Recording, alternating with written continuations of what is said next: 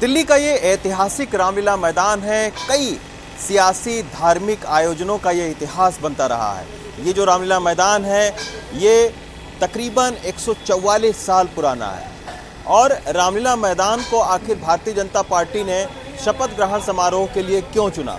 Bharatiya Janata party का एक ऐसा गुट था जो रामलीला मैदान में शपथ ग्रहण समारोह नहीं कराना चाहता था। उसका ये तर्क था कि चूँकि यहाँ पर अरविंद केजरीवाल ने जब सियासी पारी अपनी शुरू की थी तो उनका यहाँ पर शपथ ग्रहण समारोह हुआ था, तो उसके वजह से जो है वो ये ग्रुप नहीं चाहता था कि यहाँ पर शपथ ग्रहण समारोह हो। लेकिन फिर शीर्ष नेतृत्व ने यह तय किया कि नहीं, यहाँ पर एक तो कैपेसिटी इसकी बहुत ज़्यादा है, तकरीबन ये 8 से 10 एकड़ में फैला हुआ मैदान है, 30 से 40 हज़ार लोग यहाँ पर एक साथ बैठ सकते हैं।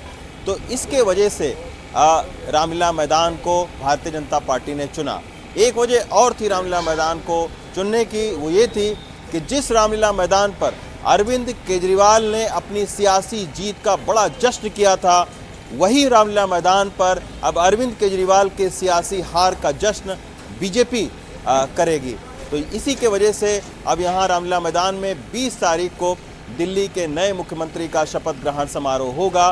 प्रधानमंत्री समेत जो एनडीए शासित प्रदेश हैं उनके मुख्यमंत्री, उप मुख्यमंत्री भी इस आयोजन में शामिल होंगे। अब रामलीला मैदान का इतिहास का क्या रहा है और ये क्यों अपने ऐतिहासिक आयोजनों के लिए जाना जाता रहा है?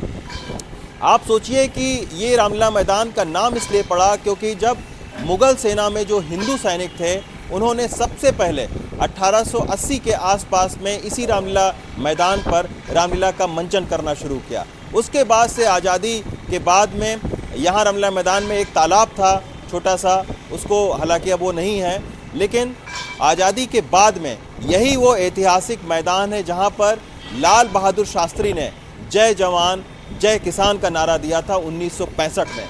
यही वो रामलीला मैदान है जहाँ पर लता मंगेशकर ने ए मेरे वतन के लोगों जवाहरलाल नेहरू की मौजूदगी में गाया था।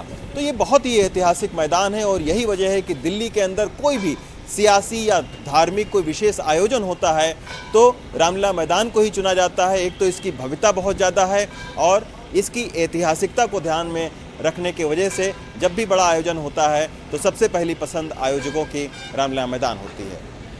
दिल्ली से पूजा आर्या के साथ रवीश रंजन शुक्ला, एनडीटीवी इंडिया।